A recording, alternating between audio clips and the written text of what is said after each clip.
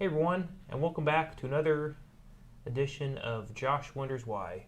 I am joined, as always, with Pastor Kelly on my right, your left. And if you're new to this experience, Josh Wonders Why is a weekly discussion that I host on Mondays just to talk about a variety of topics, questions about the Bible, about news, about food, anything that's on our minds that we want to talk about. And if there's anything on your mind that you would like to hear us discuss in the future, feel free to chime in on the chat or put a post out there, because we'd love to hear what else you would like to hear us discuss. I mentioned it's weekly, but I think we've had a busy couple months, you and I. So separate vacations. You had a couple conferences, or maybe one conference, and then you just got back from camp, right? Yes, I did. So how was that? How was the weather? I'm still tired. Was the weather cooperative for you? The first of the week and the last day were really humid, but Tuesday it poured. Yeah. And stormed all night, and the next few days they were really nice. Beautiful. Yeah, good turnout with the kids. So the camp, I should say, it's a camp for kids. Yes, elementary age Yep. kids. Okay. So yeah, we had 4 cabins of kids. Yeah, and if you missed the posture prayer this morning, Kelly talks about it and gives a little discussion about what they talked about this past week. Now, did you go on any? I guess last year we talked about some of the the things you can do, and there's this giant swing. Do you go on the giant swing this year? No. Okay. I did it last year, so I could say I did it, and I'm just older, because I would have loved that as a kid. I loved that kind of stuff. Yeah. Loved, rides that would spin and, they go back and forth. But now I'm older, and it just makes me nauseous. Yeah, same here. I found there's a certain playground equipment, there's the small not the merry-go-round or whatever it's called. What it is, that you can spin around in on a playground, and I used to love it. But then I play with my kids there and I spin around, and I get just too nauseous now. Yeah. So it's weird. I used to enjoy it. So okay. So no swing this year. Nope. Okay. Well, great. Well, discussion tonight will be focusing on the Apocrypha, which you may or may not have heard of before, but it is a term for a certain, a number of books that are in some Bibles and not in other Bibles. And I'll give, a personal experience. I was not aware of the Apocrypha growing up, but I had a friend who was Catholic. And I remember being at his house, I don't know, it was middle school or high school, and I noticed he had a Bible. I was like, oh, cool, can I look at the Bible? And I look, and I'm like, there's 10 more books in this Bible than in my Bible. I was like, are we missing out not being Catholic, that we don't know, is there secret messages that we should be, having these books in here? So it is interesting that it is in some Bibles and not others. So I guess maybe the first question is, why is that? Maybe that's probably a pretty Josh, deep question. It all goes back to the history of the church. So the Apocrypha, it's a Greek word that means hidden. It's also connected to the word for apocalypse, which means revelation. And it doesn't mean that the church has tried to hide these books. It's not that. But at the beginning, the church was the Catholic Church. It wasn't until Martin Luther and began with the Protestant breaking away. So when that happened, then Luther decided that 7 of the books that were in the Bible at the time, he didn't feel they were divinely inspired, and so he threw them out. Okay. But they were there originally. They have always been considered part of the canon and divinely inspired by Catholics. Okay. So then there are some other books that are not in the Catholic Bibles, but they may be in other Bibles, like the Greek Bible or Coptic Bible. So now, so I guess the original, and we get this next Monday or some other time, but the original, whatever, council, whoever decided what books were in the Bible, these books were originally in that as part of the Roman Catholic Church. And then they were taken out when Luther came in for the Reformation. Yeah. How did he figure these books were not canonical? That's not even a word, but how, canonical. Canonical. Yeah, okay, there we canon go. means like the accepted, Yeah. the ideal. So when we speak of the scriptures in the canon, that means those are the ones that everybody agreed on were to be in the Bible. So first of all, you have to understand that there are a lot of books of Apocrypha. There are a lot, and every list seems to be different. Okay. But there are 7 that are included in the Catholic canon. Okay. And those are the ones that Luther took out. So they're called the Deuterocanonical. I'm going to have trouble with these words. I'm still tired. Deuterocanonical books. And those are the 7 books that are in the Catholic Bible. And which that big long word that I struggle to pronounce means second canon. Okay. It's because they are not as old as the original Hebrew scriptures. Okay, so they're always identified as the second canon, even with the original Bible. Okay. Yeah. So because they were written later, I guess. They were written later. Yeah. Okay.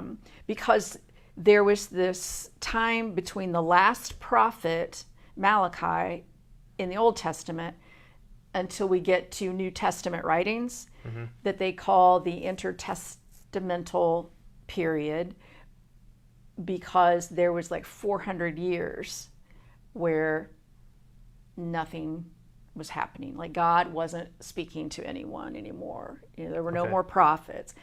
But these books were written during that time. So that's why Luther, part of the reason why Luther had a problem with them. They don't really seem authentic because they were written in this time period. Are they more like fictional stories in a way, or? No, not necessarily. Like they're extra parts of Esther, extra parts of Daniel that are included in the Catholic Bible, and then they're Baruch, Judith, 1st and 2nd Maccabees. That's where you find out about Hanukkah. Sirach, Tobit, and Wisdom. And so the early Christians, thought that these books were good to read. And I think even Luther was like, well, they're good to read, but I don't think they're divinely inspired, so we're not going to include them. Of course, there were other books that Luther wanted to get rid of, but I guess he got voted down on that one. But You know what books you want to get rid of? No. Okay. We shouldn't have offered up that James tidbit. is one. James is one. Because you didn't think it was authentic?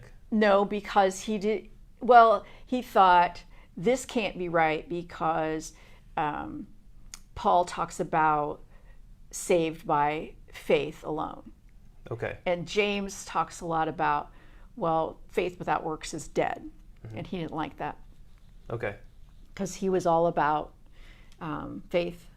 So these additional books, are these part of the Jewish text? Like they're is it the Jewish Bible?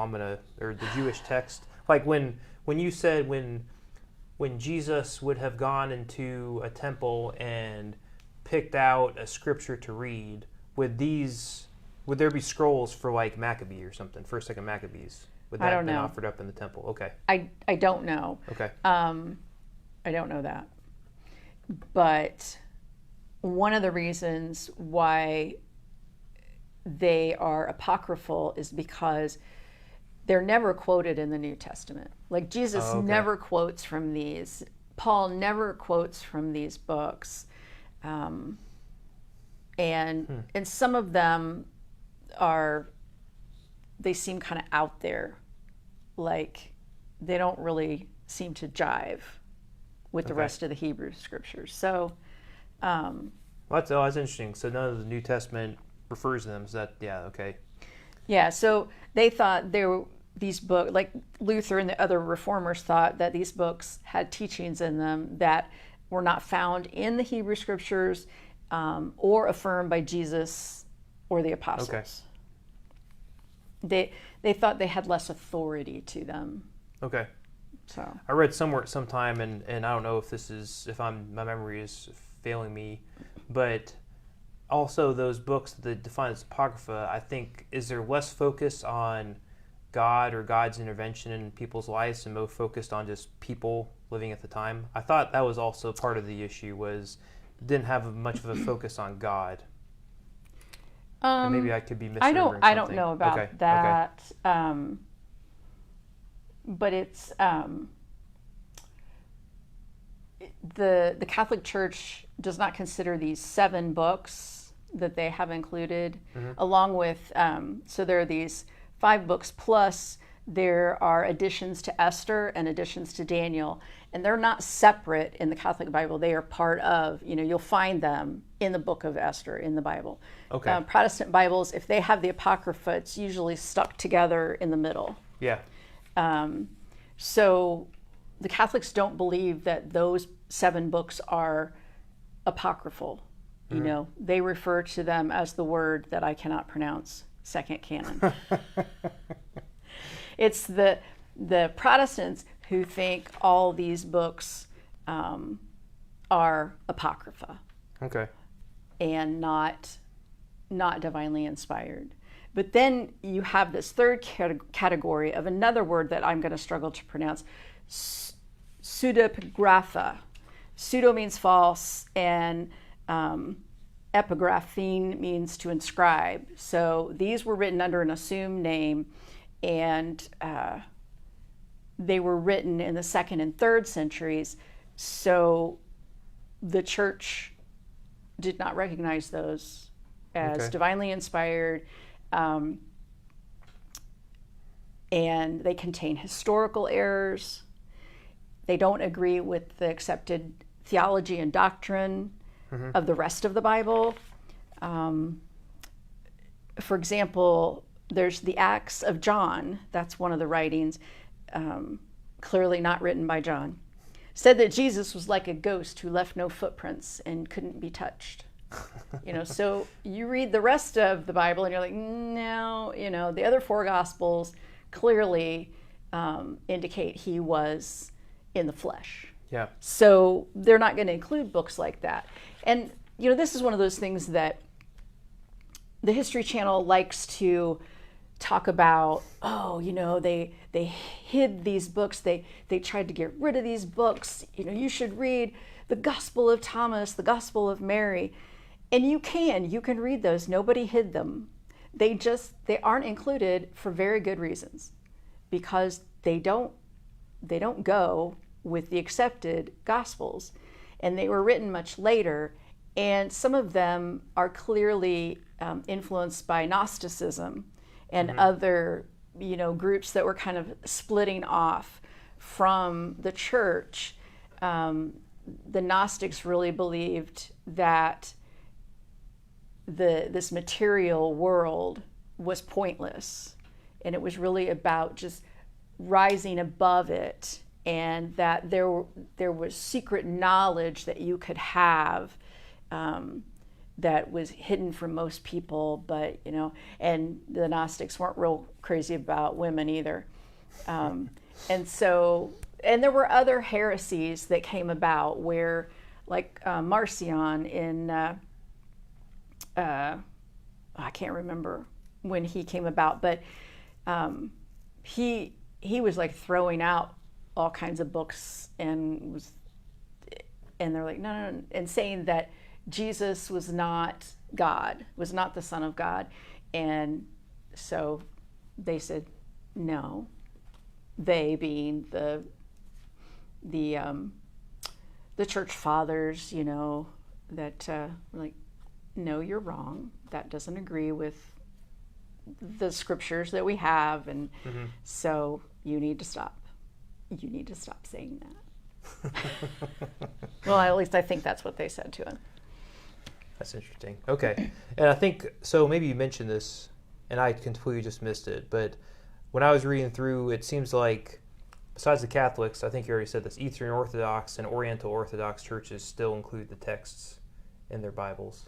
Yeah. Right, you mentioned that already, right? I'm sorry. I was looking for something else. Like that. Yeah, I said something like that. So the Ethiopian church, because if you go back in church history, the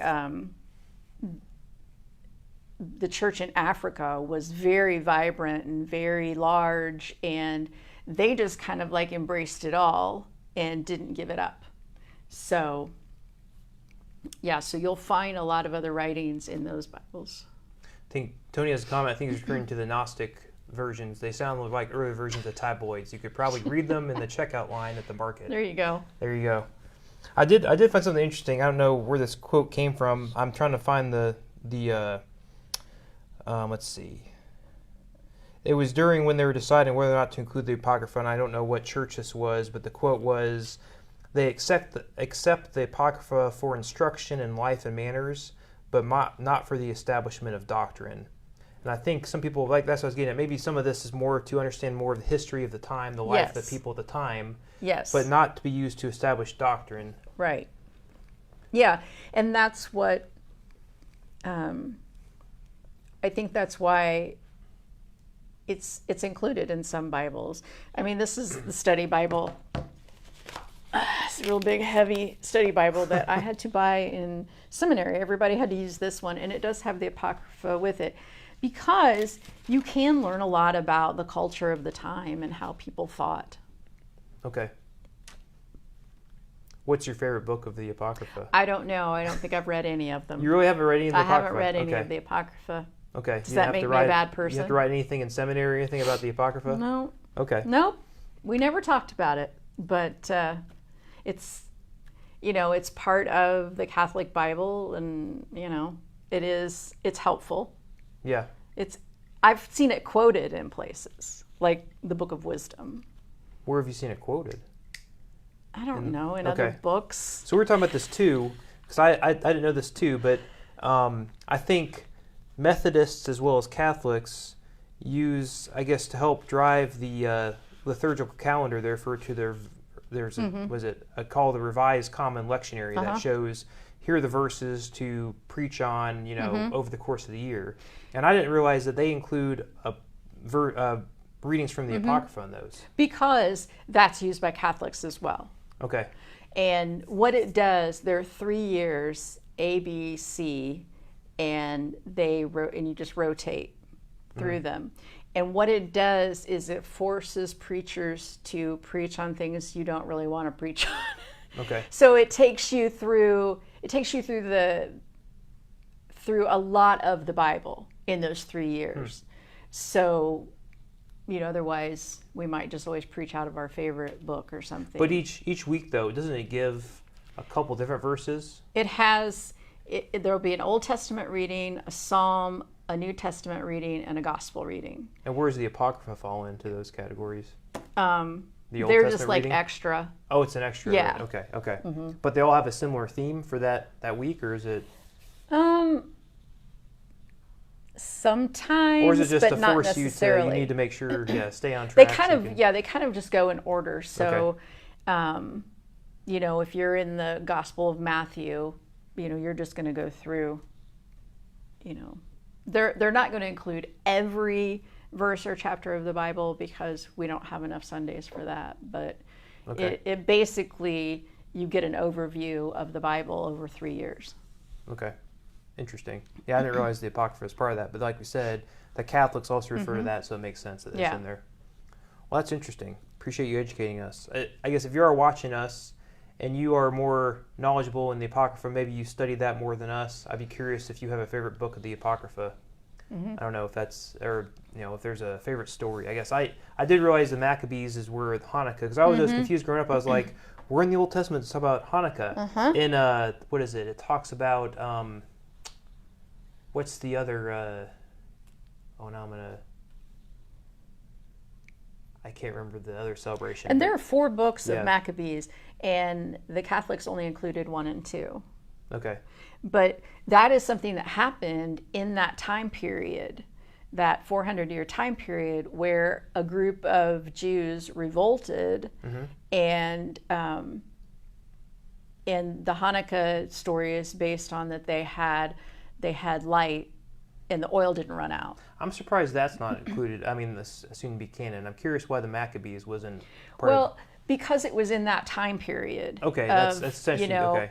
It happened later. It was written about later than the rest of the Hebrew scriptures. Okay. So, it was kind of like we have our Old Testament, which they don't call the, they had the Hebrew scriptures. That was their authority. That was their canon as the Jewish people.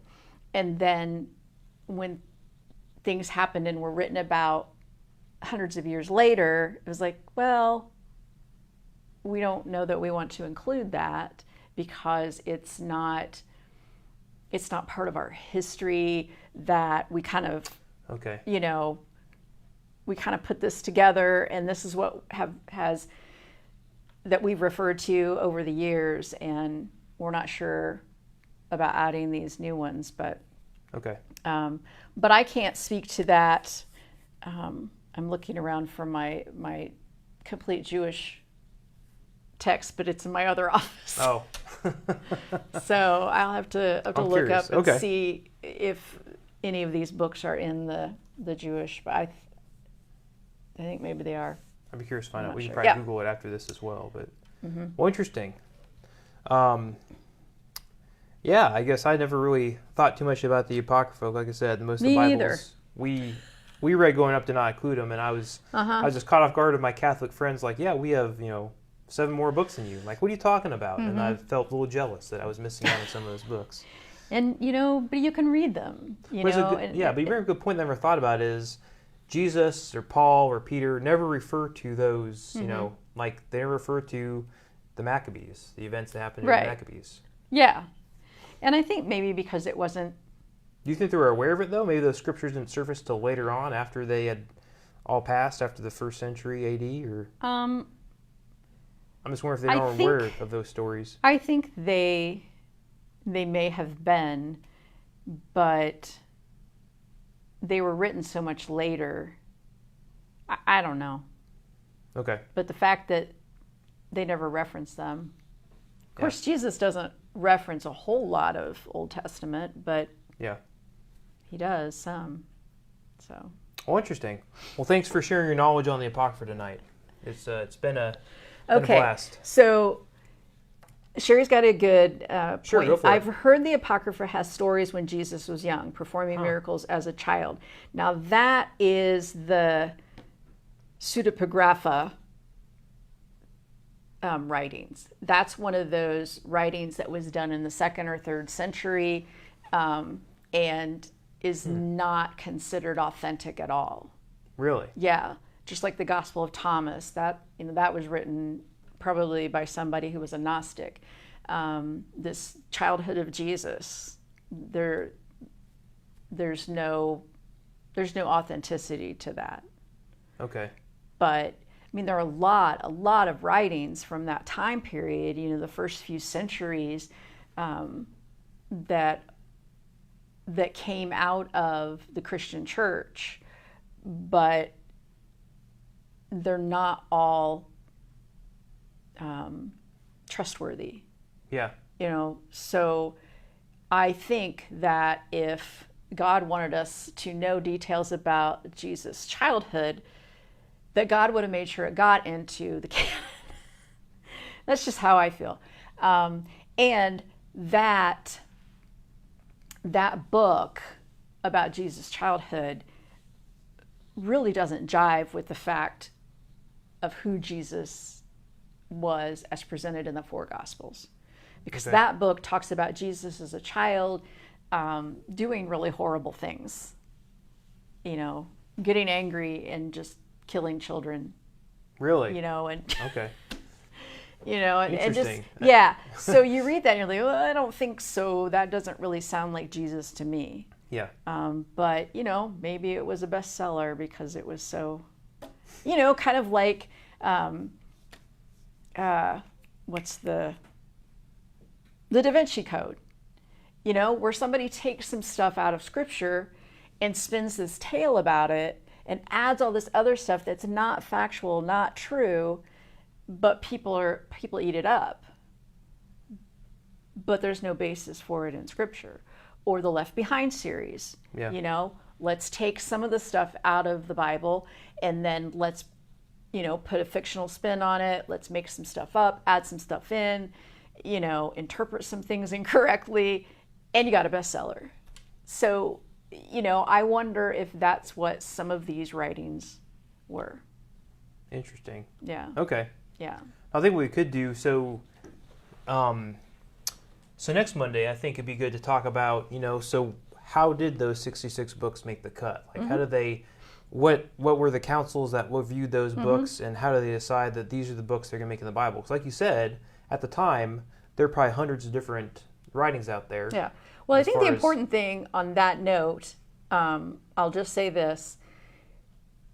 There's this mistaken notion that a group of men got together and just decided what was going to go in and what wasn't going to go in.